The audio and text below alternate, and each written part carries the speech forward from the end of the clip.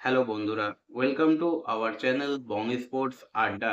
নিয়ে চলে এলাম আরও একটা আপডেটেড ভিডিও। থাম্বনেল দেখেই বুঝতে পেরে গেছো ভিডিওটা কি নিয়ে, তাই আর বেশি কথা না বাড়িয়ে ভিডিওটা শুরু করা যাক। কলকাতার তিন প্রধান Mohun Bagan super giant, east Bengal এবং মোহামেডান স্পোর্টিং ক্লাব, এই তিন প্রধানই কিন্তু এবার ভারতীয় ফুটবলের সর্বোচ্চ লিগ আইএসএল এ খেলতে চলেছে। আইএসএল এর রুল অনুযায়ী প্রতিটি দল কিন্তু ছজন বিদেশি খেলোয়াড়কে নিতে পারে এবং সেই রুল অনুযায়ী কিন্তু ইতিমধ্যেই তিন প্রধানেই তাদের বিদেশি কোটা সম্পূর্ণ করে ফেলেছে। আমরা এই ভিডিওটাতে মূলত যে বিষয়টা তুলে ধরার চেষ্টা করব, কোন দল কোন বিদেশিদের নতুন নিয়ে এসছে, কোন পজিশনটা কোন দলের সব থেকে বেশি স্ট্রং বা কোন জায়গায় উইকনেস রয়েছে। এবং শুরু করব মোহনবাগান সুপার জায়ান্টকে দিয়ে। গতবারের লিগ শিল্ড চ্যাম্পিয়নরা তাদের গত সিজনের দলের বিদেশিদের মধ্যে মাত্র দুজনকে কিন্তু ধরে রেখেছে এবং দুজনেই কিন্তু আক্রমণ ভাগের খেলোয়াড়। একজন হলেন দিমিত্রি পেত্রাতস এবং অন্যজন হলেন Jason Cummings. Dimitri Petratos Mohun Bagan দলটার কিন্তু নিউক্লিয়াস। গত সিজনেও আমরা দেখেছি তার অসাধারণ পারফরমেন্স। তার পারফরমেন্সের উপর ভর করেই কিন্তু Mohun Bagan super giant league shield জিতেছিল। অন্যদিকে অস্ট্রেলীয় বিশ্বকাপের জেসন কামিংসও কিন্তু দুর্দান্ত একজন স্ট্রাইকার, যদিও গত সিজনটা তার কিন্তু ভালো মন্দই কেটেছে।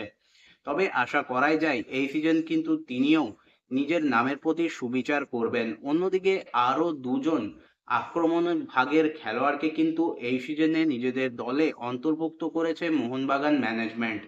একজন হলেন অস্ট্রেলীয় এ লিগের অন্যতম সেরা সর্বকালীন সর্বোচ্চ goal scorer legend Jamie McLaren, যার পরিসংখ্যান, যার পারফরমেন্স নিয়ে বেশি কিছু বলার নেই। তার পরিসংখ্যানই তার হয়ে কথা বলবে। তার অন্তর্ভুক্তি মোহনবাগান সুপার জায়ান্টের আক্রমণ ভাগ্যে যে আইএসএল এর অন্যতম সেরা আক্রমণ ভাগ গড়ে তুলেছে সে বিষয়ে কোনো সন্দেহ নেই। যদিও এখনো কিন্তু তিনি মোহনবাগানের জার্সিতে অভিষেক ঘটাননি এবং খুব সম্ভবত তিনি কিন্তু ডুরান্ড কাপের কোয়ার্টার ফাইনালেও খেলছেন না। তবে খুব জলদি তাকে আমরা মোহনবাগান সুপার জায়ান্টের জার্সিতে দেখতে পাবো, এ আশা করাই যায়। অন্যদিকে অন্য আরও একজন আক্রমণ ভাগের খেলোয়াড়কে কিন্তু মোহনবাগান সাইন করিয়েছে এবং তিনি কিন্তু ভারতে ইতিপূর্বেই খেলেছেন এবং যথেষ্ট প্রমাণিত একজন বিদেশি স্কটিশ খেলোয়াড় গ্রেগ স্টুয়ার্ট। যথেষ্ট ভালো মানের একজন বিদেশি এবং ভারতীয় কন্ডিশনে তার কিন্তু খেলার অভিজ্ঞতাও রয়েছে এবং সেখানে তিনি কিন্তু সুনামের সঙ্গেই খেলেছেন। তাকেও এবার মোহনবাগান সুপার জায়ান্টের আক্রমণ ভাগে দেখা যাবে। অর্থাৎ Jamie McLaren, Greg Stewart, Dimitri Petratos, Jason Cummings, এই চারজন সেরা আক্রমণ ভাগের খেলোয়াড় কিন্তু মোহনবাগান এবার নিজেদের দলে রেখেছে। অন্যদিকে মোহনবাগান সুপার জায়ান্ট চারজন আক্রমণ ভাগের খেলোয়াড়ের পাশাপাশি দুজন কিন্তু রক্ষণ ভাগের খেলোয়াড়কেও এই সিজনে নিজেদের দলে নিয়ে এসছে এবং দুজনেই কিন্তু নতুন ইনক্লুড। প্রথমেই কথা বলবো আলবার্তো রড্রিগেজকে নিয়ে। হ্যাঁ, এই খেলোয়াড়টাকে কিন্তু এবার মোহনবাগান সুপার জায়ান্ট তাদের ডিফেন্সের মূল স্তম্ভ হিসেবে ব্যবহার করবে। এরই পাশাপাশি তারা কিন্তু ব্যবহার করবে টম আলরেডকে। বিশেষ করে আনোয়ার আলীর মোহনবাগান সুপার জায়ান্ট ছাড়ার পর এই দুই বিদেশি সেন্টার ব্যাকের ওপরই কিন্তু মোহনবাগান সুপার জায়ান্টের ডিফেন্সের নেতৃত্ব বর্তাবে এবং তাদের ওপরেই নির্ভর করবে মোহনবাগান সুপার জায়ান্টের ডিফেন্সের পুরো নেতৃত্ব, পুরো ফলাফলটা।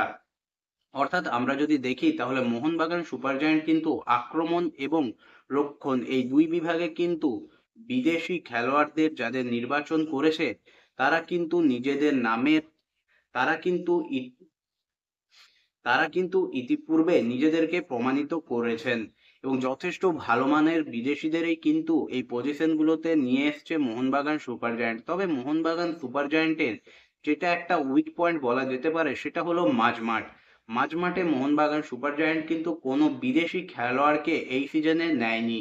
মূলত পুরোপুরি ভারতীয় মাঝমাঠের ওপর নির্ভর করেই দল নির্বাচন করবেন বা দলটাকে গঠন করেছেন মোহনবাগান সুপার জায়ান্ট ম্যানেজমেন্ট এবং কোচ হোজে মলিনা। যেখানে মাঝমাঠটাকে নিয়ন্ত্রণ করবেন সাহাল আব্দুল সামাদ, আপুইয়া, অনিরুদ্ধ থাপা, গ্লেন মার্টিন্সের মতো ভারতীয় তারকারা। এরপর যদি আসি ইস্ট বেঙ্গলের কথায়, তাহলে ইস্ট বেঙ্গলও কিন্তু তাদের গত সিজনের যে দল ছিল এবং সেখানে যে বিদেশি খেলোয়াড়েরা ছিলেন তাদের মধ্যে থেকে কিন্তু 3 জন বিদেশিকে রিটেন করেছে।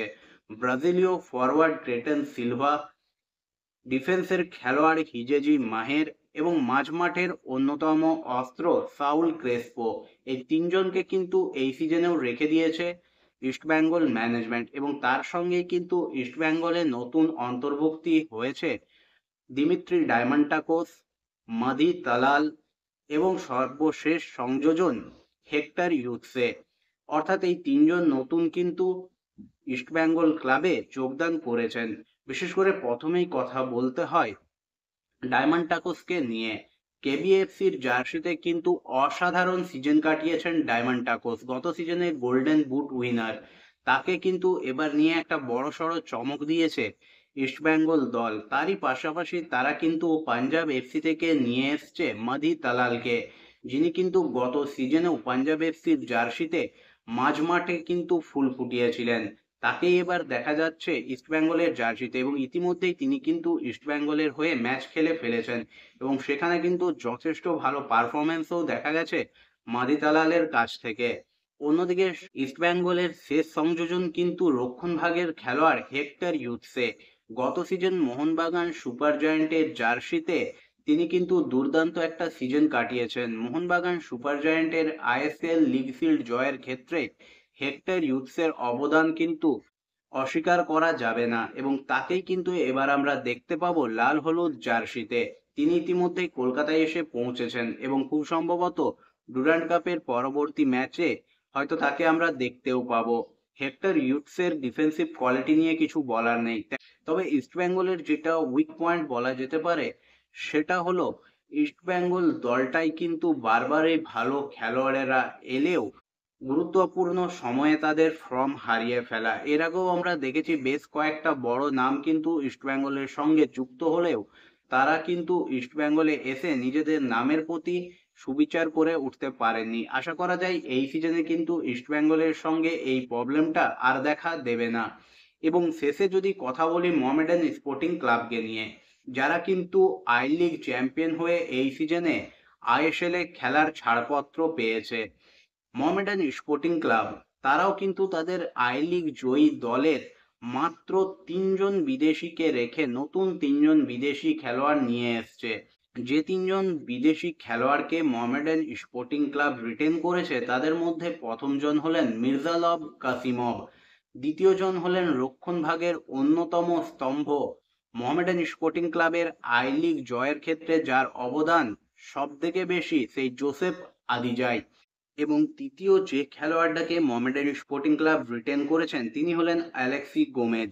এই 3জন খেলোয়াড় কিন্তু I league Joyee Mohammedan sporting ক্লাবের দলের অন্যতম গুরুত্বপূর্ণ সদস্য ছিলেন, যাদের কিন্তু পারফরমেন্স মোহামেডান স্পোর্টিং ক্লাবকে আই লিগ জিততে সাহায্য করেছিল এবং এবারও তাদেরকে কিন্তু আমরা দেখতে পাবো মোহামেডান স্পোর্টিং ক্লাবের জার্সিতে। এবং তাদের পারফরমেন্স বা তাদেরকে নতুন করে প্রমাণ করার ক্ষেত্রে আর কিছু বলার নেই, তারা কিন্তু ইতিমধ্যেই ভারতীয় কন্ডিশন ভারতে প্রমাণিত এবং মোহামেডানের জার্সিতে তারা কিন্তু যথেষ্ট ভালো পারফরমেন্স মেলে ধরেছেন।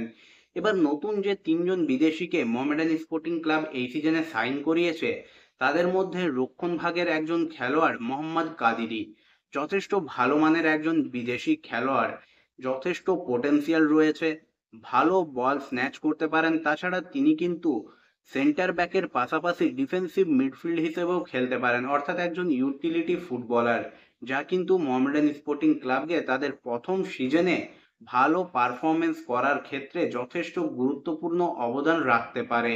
অন্যদিকে আরো যে 2জন খেলোয়াড়কে তারা সাইন করিয়েছে দুজনেই কিন্তু আক্রমণ ভাগের খেলোয়াড়। একজন হলেন ব্রাজিলীয় winger cum forward Carlos Franca, যথেষ্ট ভালো মানের একজন বিদেশি।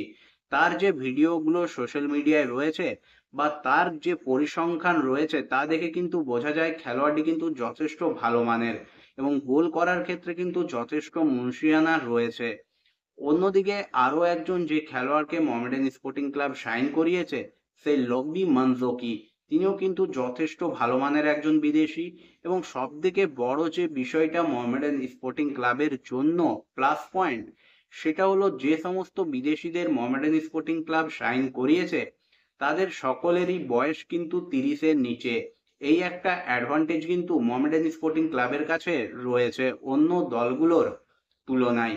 তবে যেহেতু মোহামেডান স্পোর্টিং ক্লাব প্রথমবার আইএসএল এ খেলছে, সেখানে কিন্তু প্রতিটি বিদেশিরে আইএসএল এ খেলার কোনো এক্সপিরিয়েন্স নেই, যেটা কিন্তু মোহামেডান স্পোর্টিং ক্লাবের জন্য একটা মাইনাস পয়েন্ট বা উইকনেস বলা যেতে পারে। তাছাড়া মোহামেডান স্পোর্টিং ক্লাবের মাঝমাঠটাও কিন্তু একটু দুর্বল বলে মনে হচ্ছে। এই পজিশনে একজন ভালো খেলোয়াড় নিলে আরো ভালো বা বেটার হতো, সেটা কিন্তু বলাই যায়। তবে এখন পুরোটাই নির্ভর করছে মাঠে নেমে দল কেমন পারফরমেন্স করে। শুধুমাত্র বিদেশি খেলোয়াড়েরা নয়, দেশীয় খেলোয়াড় নেওয়ার ক্ষেত্রেও কিন্তু তিন প্রধানই যথেষ্ট মুনশিয়ানা দেখিয়েছে। ইস্টবেঙ্গল যেখানে ডেভিডের মতো খেলোয়াড়কে তুলে নিয়েছে বা তারা তুলে নিয়েছে মোহনবাগান সুপার জায়ান্টের অন্যতম সেরা তারকা খেলোয়াড়, ডিফেন্সের অন্যতম স্তম্ভ আনোয়ার আলীকে, তেমনি মুম্বাই সিটি এফসির কাছ থেকে আপুইয়াকে কিন্তু ছিনিয়ে নিয়েছে মোহনবাগান সুপার জায়ান্ট।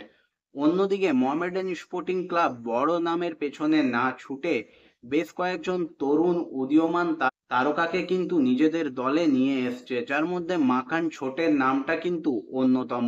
আশা করা যায় তিন প্রধানই এবার কিন্তু যথেষ্ট ভালো পারফরমেন্স করবে আইএসএল এ।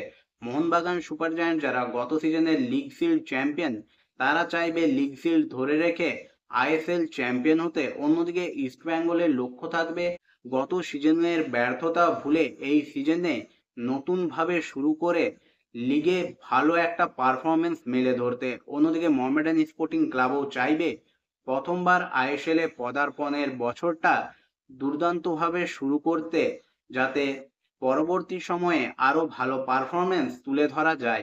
বন্ধুরা, তোমাদের কি মনে হয় কে এগিয়ে বিদেশি নির্বাচনের ক্ষেত্রে, মোহনবাগান সুপার জায়ান্ট, ইস্টবেঙ্গল নাকি মোহামেডান স্পোর্টিং ক্লাব? এবং দল নির্বাচনের ক্ষেত্রেও কোন প্রধান এগিয়ে? অবশ্যই সে বিষয়ে তোমাদের মতামত কমেন্ট করে জানিও। ভিডিওটা যদি ভালো লেগে থাকে তাহলে অবশ্যই লাইক, কমেন্ট এবং শেয়ার করে দিও। চ্যানেলটাকে সাবস্ক্রাইব করে নিয়ে নোটিফিকেশন বেল অন করে নিও এবং চ্যানেলে যুক্ত হওয়ার জন্য যে জয়েন বাটন রয়েছে সেটা অবশ্যই ক্লিক করে জয়েন করে যেও। দেখা হচ্ছে পরের ভিডিওতে।